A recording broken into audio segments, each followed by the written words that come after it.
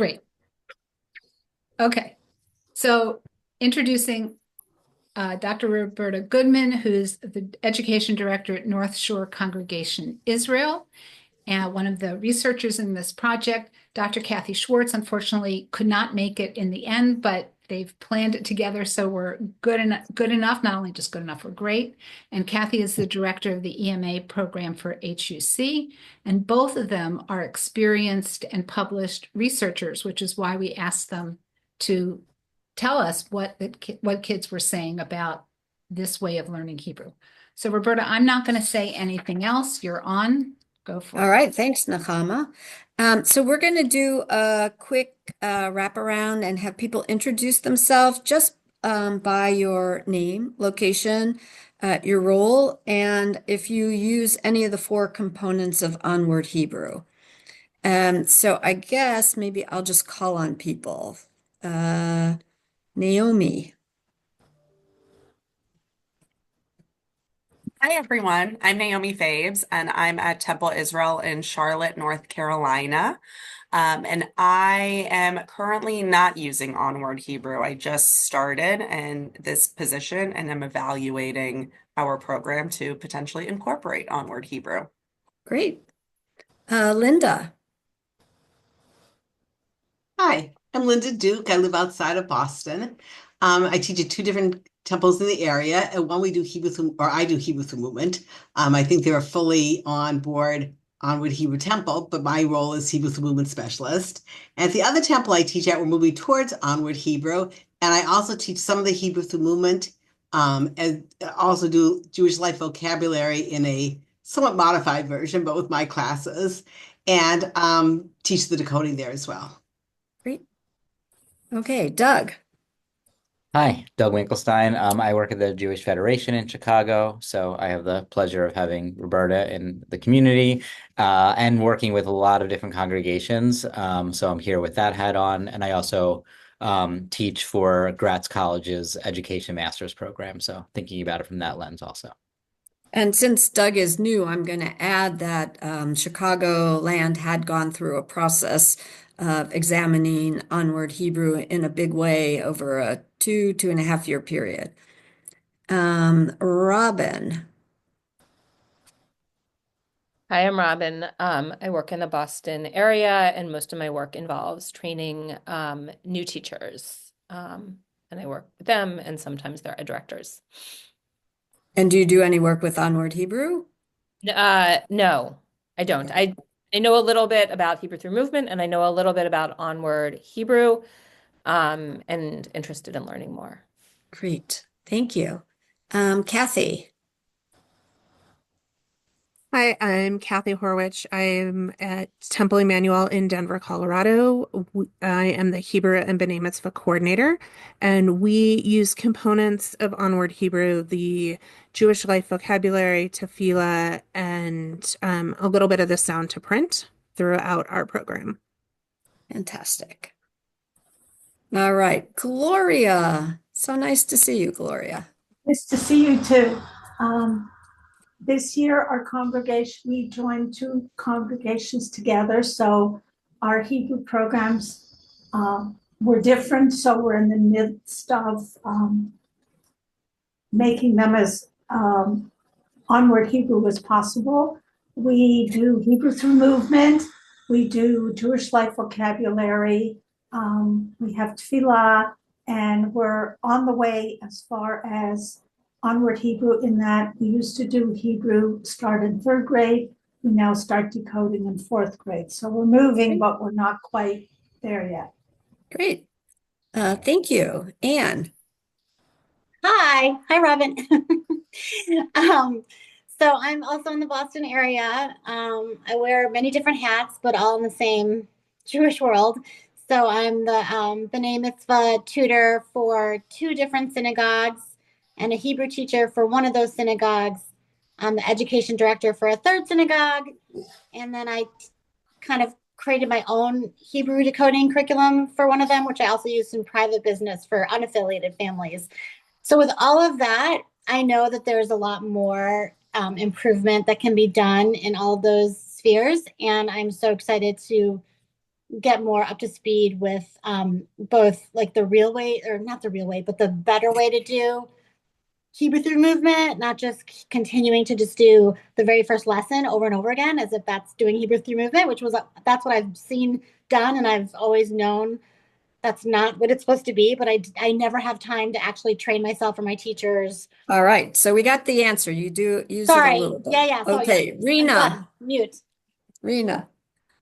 Hi, everyone. My name is Rena. I live on the Upper West Side of Manhattan and work at the Jewish Education Project. And we're looking always for incredible curricula and tools to put on our portal and to bring to as many educators as possible on the New York and national level. Great. All right.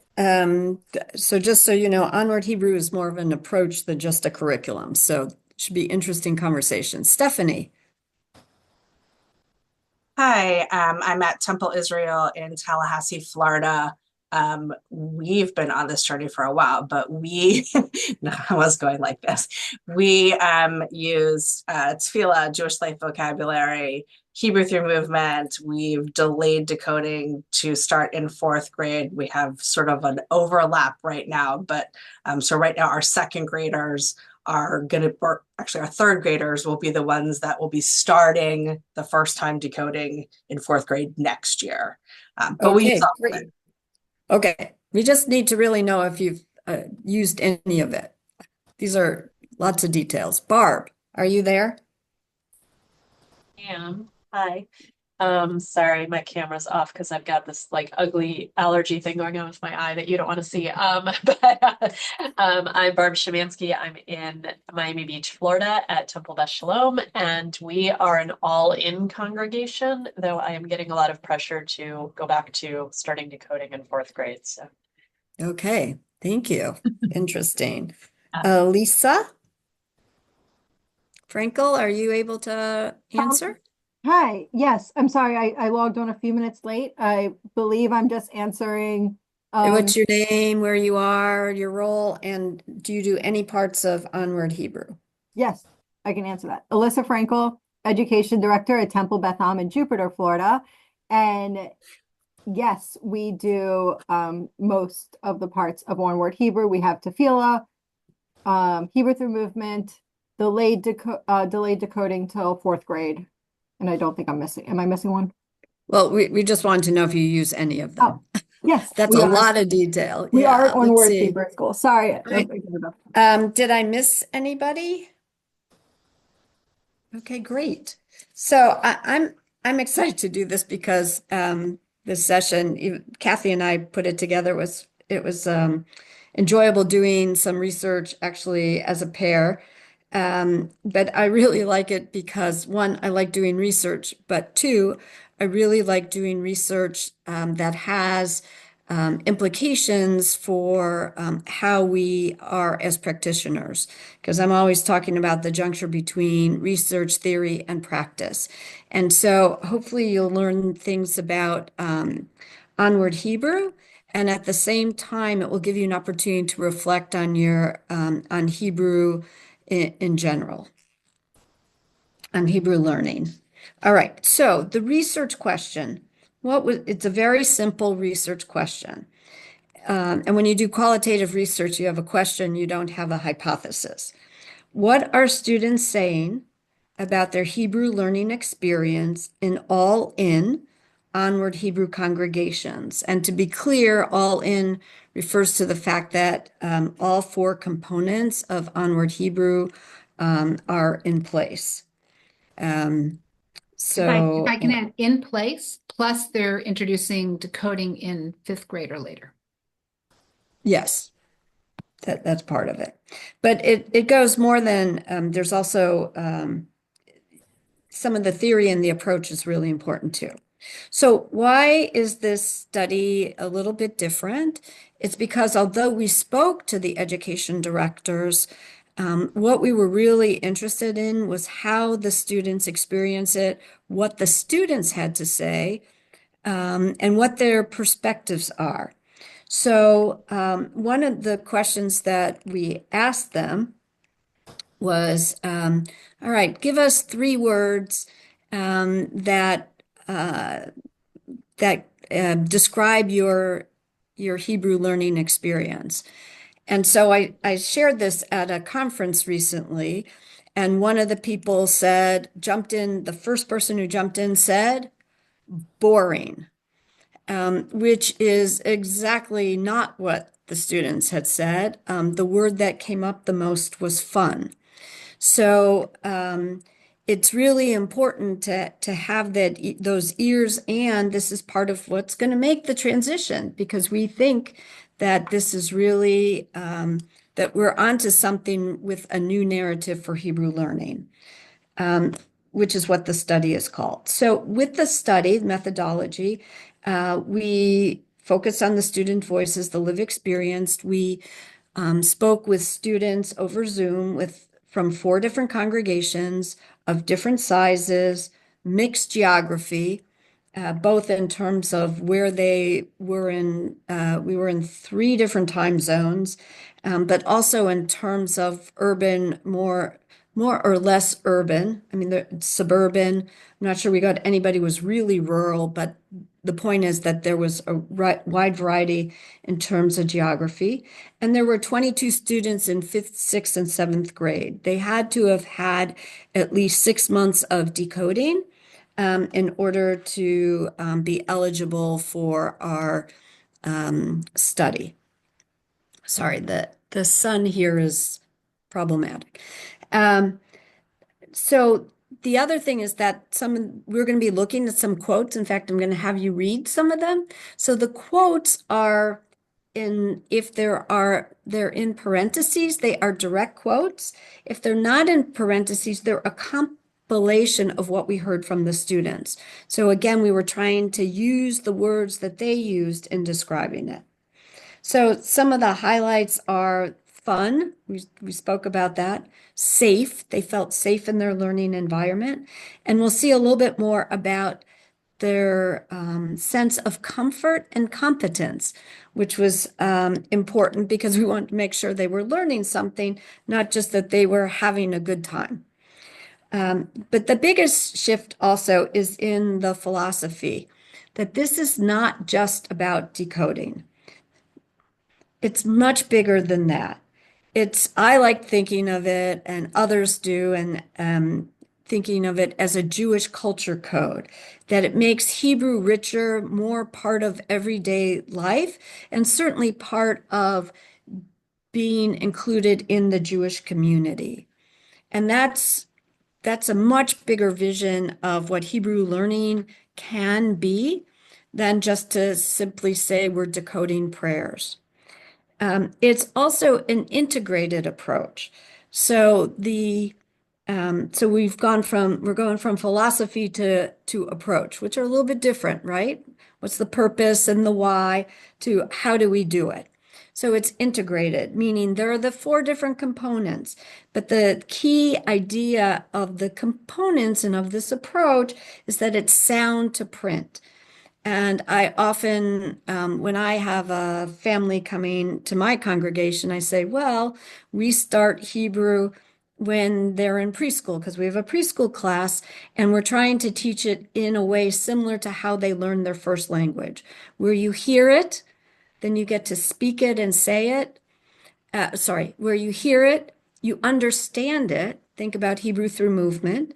And then there is some using of the words. Speaking may be a little bit strong because we're not doing fully spoken language. But then after that, that's when you start to read it or to decode it. And so just to review, most of you have shared them. The 4 parts of this integrated approach are tefillah, Hebrew through movement, Jewish life vocabulary, and waiting to decode. All right, so I'm just going to pause for a moment. Does anybody have any questions? And maybe if you have questions, you can also put them in the chat, and Nahama can moderate those as well. Are we good so far? All right, great. So now comes the fun part. We're going to actually look at some data. So, Nakama, if you can bring up we're going to look at 4 different slides.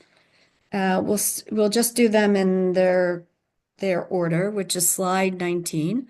And as you know, the whole report was shared with you. The PowerPoint is really the way in which we presented the research. There is no other kind of written report. And the discussion guide, which we'll get to later because we'll actually be using it, which is really important because, again, what does Roberta love doing? Taking research and thinking about it and applying it to practice. Okay, so here's number 1. You see on the side, it says it's accessible, personalized, and engaging. That's the student's experience. Elisa, I pronounced it wrong. It's Alyssa, right? Okay, Alyssa, do you mind reading the bubble? I do not mind now that I'm not muted. Okay. My teacher really taught me in a way that I could actually understand it. I could identify the letters and pronounce the letters and not just memorize. Okay. Let's go on to number 2, the next slide, which is actually number 20. So I want you to because I'm going to ask you in discussion groups to share some of your thoughts. So please listen carefully to what you see and what you hear, especially in the reading of these quotes. So on the side, it says not judgmental, low stress, feel safe. Stephanie? Read the bubble. Yes, please. There is no judgment. The teachers are able to, if you learn a certain way, kind of cater the lessons to fit everybody's learning type. Okay, let's keep going. All right, so it's participatory, it's fun, it connects us, sorry, somebody's comment just came up. It's engaging. Gloria, you want to take this one?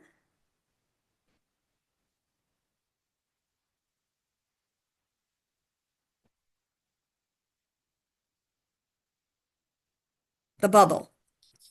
Okay, they teach it in a really easy way. I think they make it fun sometimes with games and stuff, and I think it's a good community. Great. And yes, all of the congregations were reform. Okay, we'll go on to the next one. So be sure to be thinking about what are the implications of how you structure a program to achieve these outcomes. That's part of making that connection between theory and practice. All right, this one's a little bit bigger. So Doug, can you read a theme emerged about competence, please? Sure. A theme emerged about competence. I am not fast, but I can read the prayer. I sound out the words and lines of prayers. I feel good that I can read and chant prayers. I have some of the prayers memorized. All right. And Kathy, could you do the one about comfort? Did I call on you? A theme emerged about comfort. It's not stressful learning Hebrew here. Teachers help me do my best, not judging or comparing me to other students. I feel comfortable and safe here.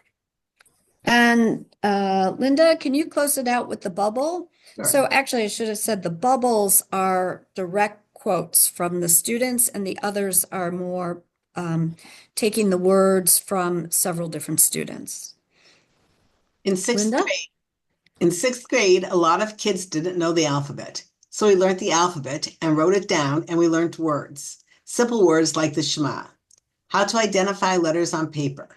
If you don't know it, the tutor will show you what the letters are and help you so you can actually read it. Okay. Are we ready to go into breakout groups? So, and these questions are actually in the leader discussion guide. And so there are 3 questions for the small groups.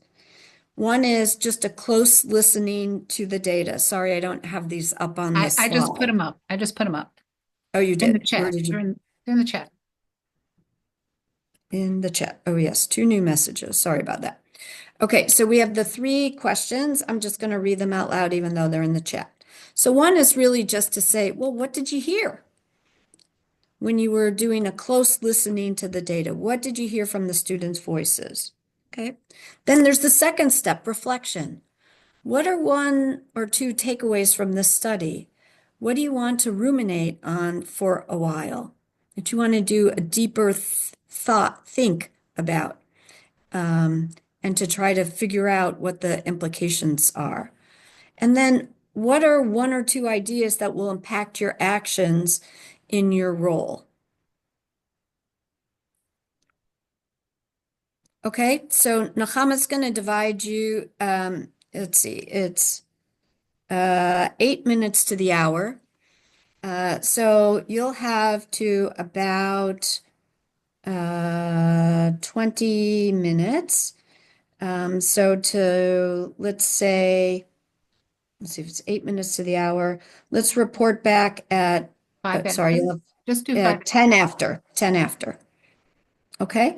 And when you come back, we are going to ask you to report back so that we get a sense of what resonated with you and how you were able to go into the data. And if you need to look at those data again, those were slides 19, 20, 21, and 28. Okay? Okay. Hold So on. let's go 1 minute. in a minute. No, yeah, okay, we're good.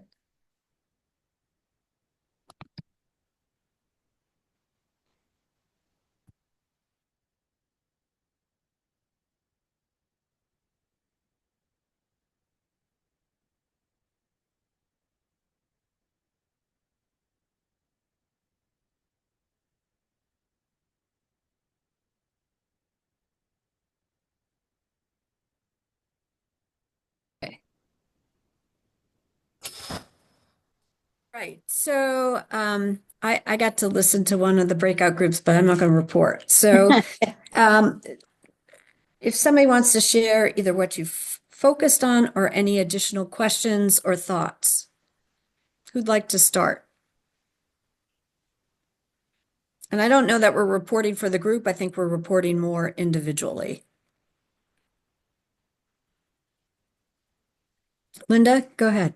So for our group, we really focused on 2 things. One was Hebrew through movement. Stephanie mentioned how very successful it's been in the program she's at, which I totally agree with. I love Hebrew through movement, and that really made it fun for the kids. That they sit so much through other parts of the lesson that being more involved and active and doing it besides being educational because they're hearing the Hebrew and connecting with Hebrew is also really fun.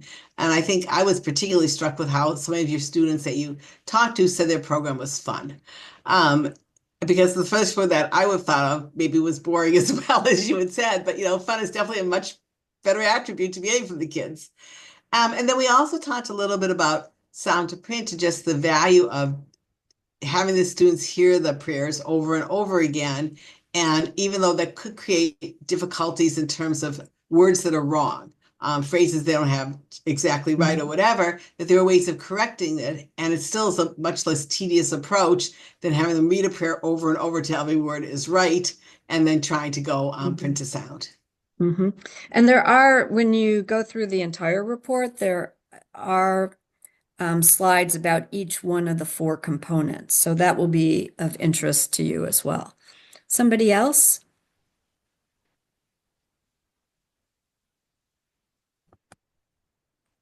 I mean, a big takeaway for me was thinking about Hebrew starting in a Jewish preschool, in a synagogue, and the vocabulary and the Hebrew that gets used there and the solid foundation. I hadn't really thought about it that way before.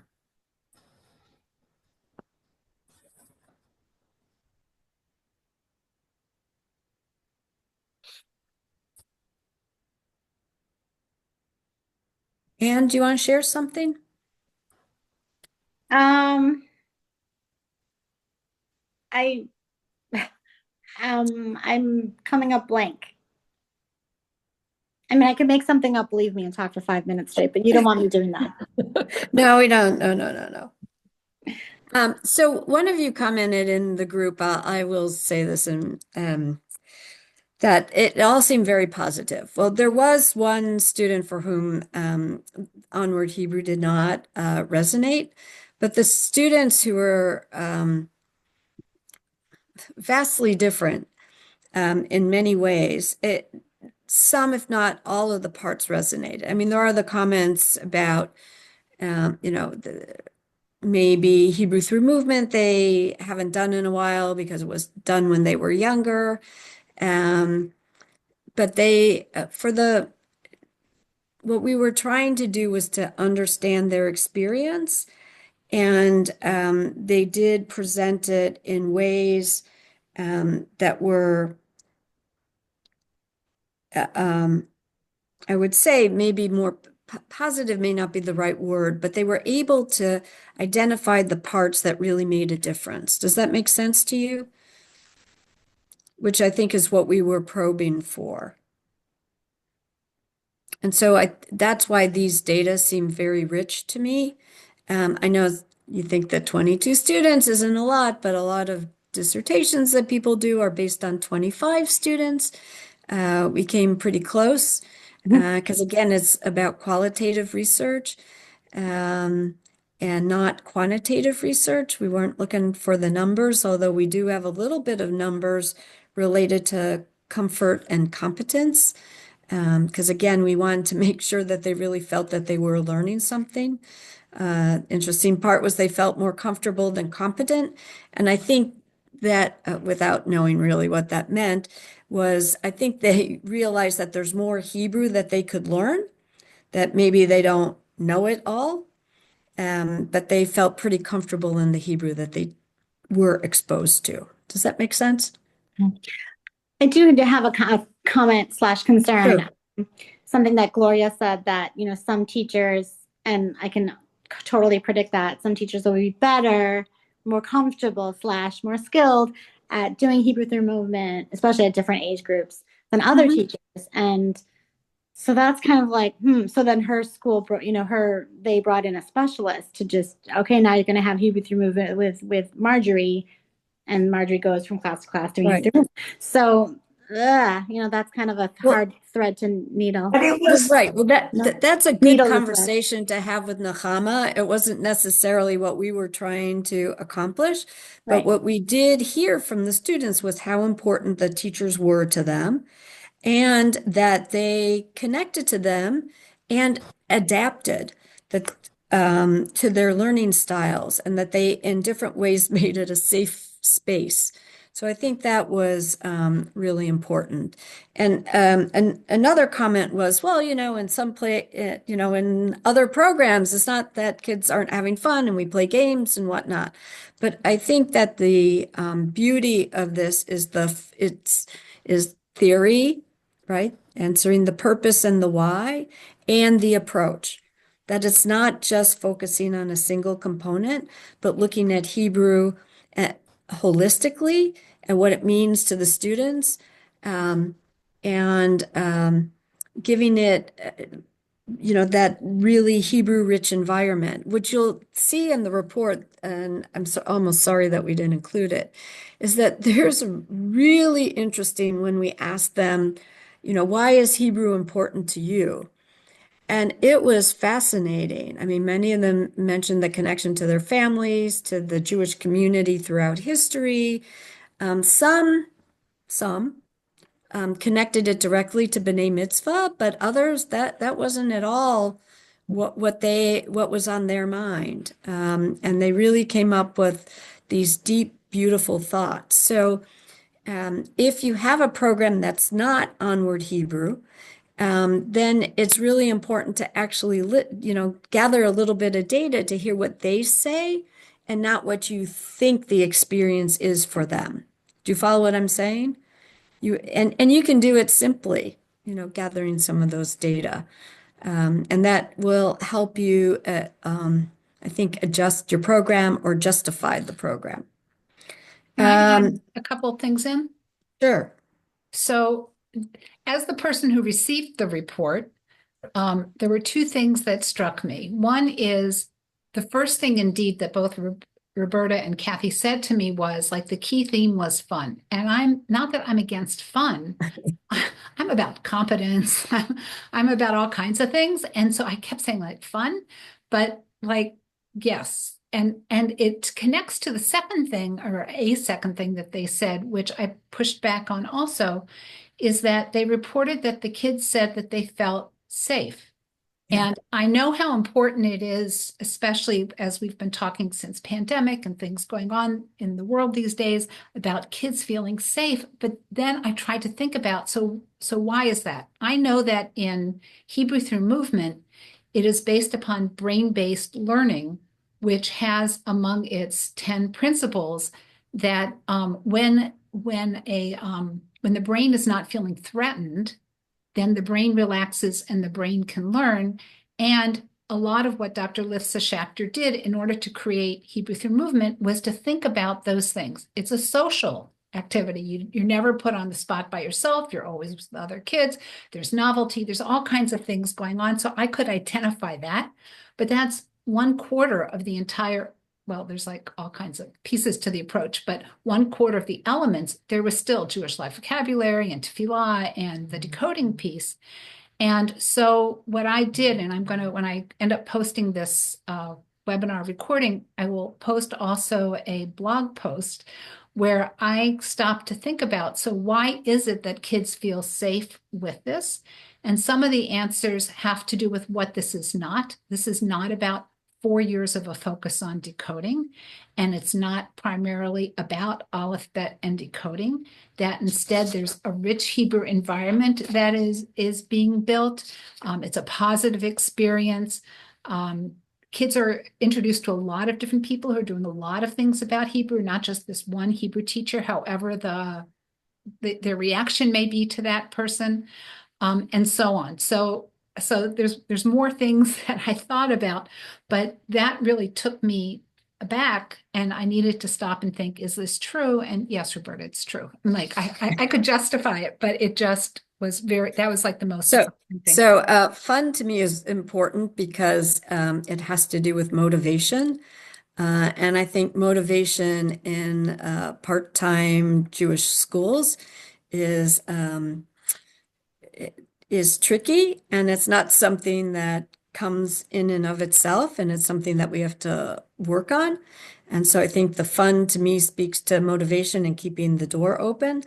And the other part is that the safe also has to do with it being non-judgmental.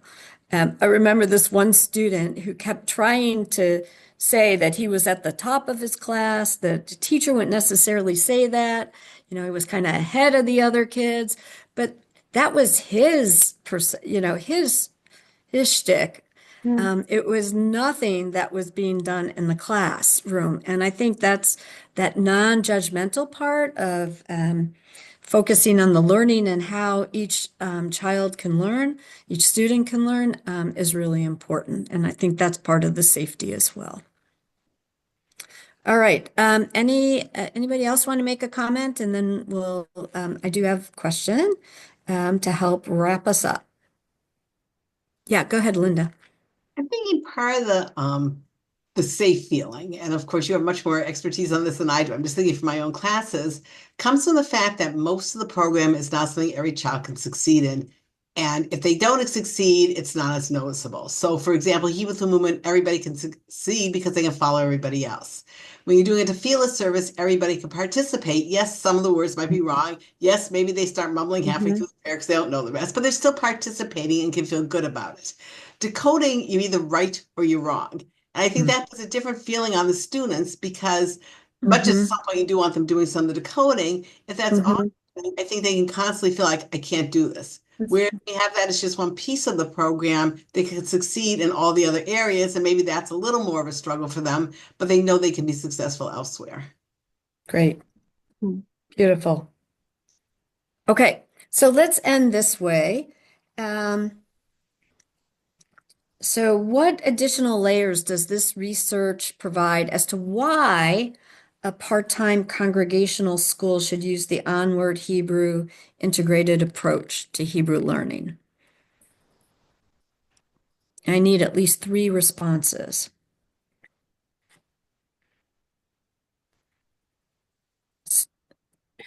You're asking us to, Yeah, what's an additional layer that this research provides as to why you should consider or do use the Onward Hebrew approach to Hebrew learning? Maybe not the right words, but adding on a little bit to what Linda said, the kids can't get it wrong. I also remember when I did the Hebrew through movement, it was like nobody was doing it alone, right? So it was always like 2 kids came to the front and they modeled it with the teacher.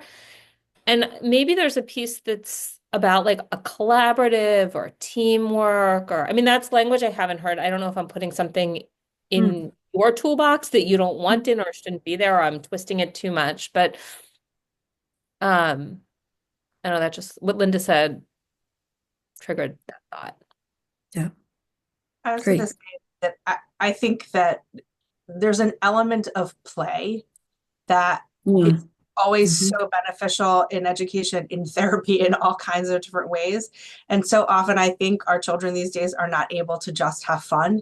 And this is a beautiful way to get them to really just enjoy themselves, step out from the mundane, and they really do pick it up this way. And that's why we were talking about this earlier, some schools stopping it in 3rd grade. Like our kids do it through 6th grade because it's fun. yeah, I Great. like the holistic, just getting at it from all the different angles, and not just fun. I mean, I'm all about the fun, but kahila. I mean, that's what you want them to. You want them to go because it's something else besides school where they really feel like they're having a positive. Well, you want them to have a positive, safe, fun feeling when they go to temple school where they have their community. And so I definitely think some of these components will ensure that that happens more than just the traditional route.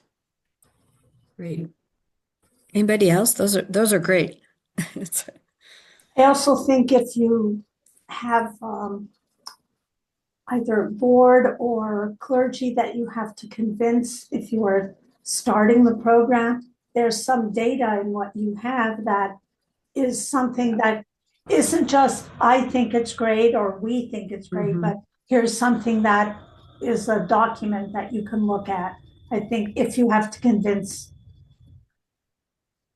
the board, the clergy, whoever you're dealing with.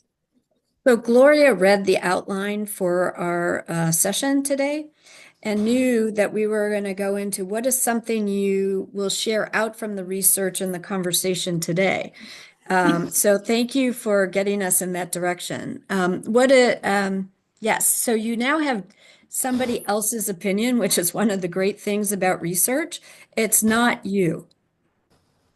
It's somebody who's taken the time to do it in a intentional, thorough way, as opposed to what some of you tend to call anecdotal. Like you get one here and one there, and I always think we have a tendency of listening to the people who we like to listen to and not always getting the range of responses.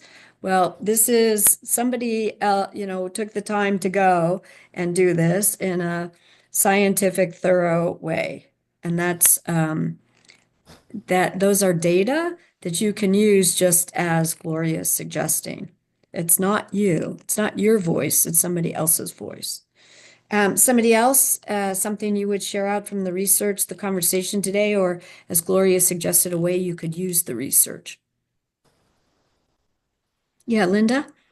I really appreciate that you got the student's opinion because I think as teachers, it's really easy for us to say, we thought this lesson was good. Well, did the kids? Or, we think they seem happy in class. Well, maybe they are, maybe they aren't. Or maybe they don't seem as like they're having fun, but they really are. They're just really concentrating on what they're doing. So I really appreciate hearing what the students said in terms of what they thought they were getting and how they were feeling about their Hebrew education. So I would say that that's really important in a lot of things that we do. That we try to listen to the participants and get their understanding. You can use a prompt question, like the one we asked, like, so why Hebrew, right? Why is Hebrew important to you? That we ask the students, or what is something that you find worthwhile about this approach? You can learn a lot just by taking the time to really listen to them, and it as opposed to just using your own perception. And most of research, much of evaluation has switched from the programmer's perspective to what would be called outcome. In other words, outcome is just a term for what difference does it make to the participant. Got it? Okay, so great. Yes, absolutely. Anybody else?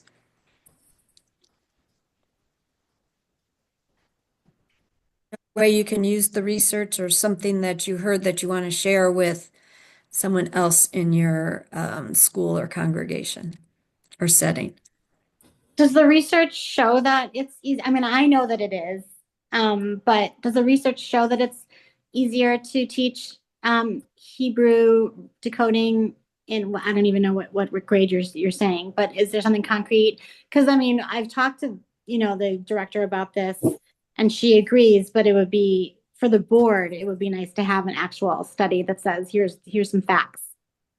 Well, I think it's a really good question. We would have had to have done a totally different type of research to I know. actually substantiate the difference, but I think there is a compelling, there are compelling data here, which are that you're teaching them in the way that they learn that first language, right? You're giving them the hearing, the understanding, maybe some speaking, because they are going to repeat some words, phrases, songs, prayers, whatever. And then so the hearing, the understanding, and the speaking, and then the reading. So I think it does make a difference. And there was another study that was done, I know, with one of the people who was involved in this, where she looked at the data of, knowledge of the Hebrew letters and vowels of third and fourth graders. And then when she did decoding in fifth grade, that their scores were essentially the same. Oh, I saw that with the color bar, the horse. I did see that. You're right. Yep. And then again, I mean, I'm looking at this. So we're not an all-in school yet. We're on the way. Tefillah is our great weakness.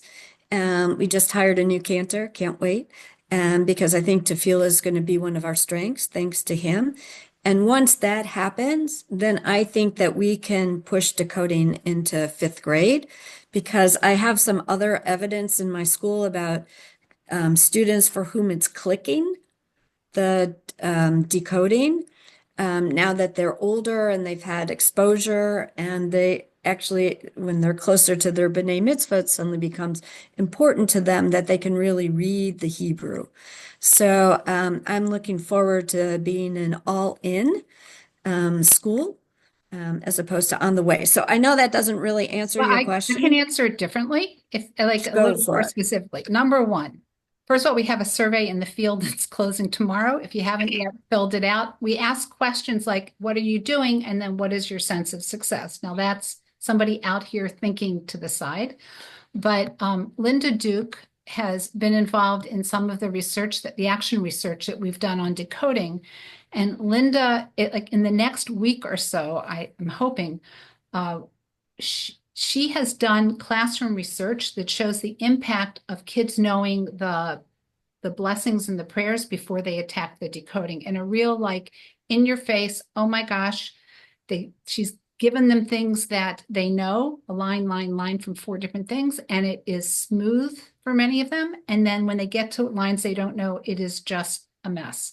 So we have that evidence in a very different way, and I look forward to having conversations with people about that, and also about what comes out of this broader survey. We're at this 2:30 mark, or at least my time zone. 30 minutes past the hour. 30 minutes past the hour. Thank you very much. I really want to thank both Roberta and Kathy, Roberta especially for being here, but Kathy, we love you also. for being here and sharing this with us in a way that it brings the data off the page, which doesn't always happen. And the conversations that happened afterwards were very rich. I'm available if anyone wants a conversation about anything related to Onward Hebrew. I'm happy to have a conversation with you about this. And I've made some notes of people that I am going to reach out to who are having various challenges. I'm happy to do that. But this specific research has moved us forward and will continue to move us forward. So thank you very much, Roberta, and thank you everybody for being here today. Yeah, thank you. Thank you. Can I ask a quick question? Quick or no? Yeah. Sure. Can I ask you a quick question? So, some temples are like super, super anti-transliteration. It's like the Antichrist transliteration. And so when you're saying, in your face, the blessings, the prayers, whatever, so research shows so much better. Is that just oral or is that with transliteration? In Linda's program, Yeah, we don't use transliteration at all. do Because not. I asked her that. We have like this recorded conversation between us about this. It's all oral. It's like if you Okay. think about the 4-year-old who goes to services all the time and is playing with the dolls and singing Ein Kelohenu, they have Yeah. no print of any kind. They have Okay. it orally. And words may be learned incorrectly, but we've also learned through our decoding work that we can fix that pretty easily. And a lot of the current work now happening on this Conquering the Challenge of Hebrew Decoding is based on the research off the science of reading from language, English, Spanish, any other language that's working on this. And we've figured out which of these are applicable within our setting, so on. There are places that do the transliteration. And somebody said to me, it's like there's this virus of transliteration. That's not what she wanted to do. Somebody else talked about the obsession with decoding. Like there's all kinds of words going around, but Okay, it right. doesn't have to be based on transliteration, Okay. Thank you all. but it could. Thank you. Linda, I'll say hi to Inga for you. Yeah, definitely. Nice to see you in person.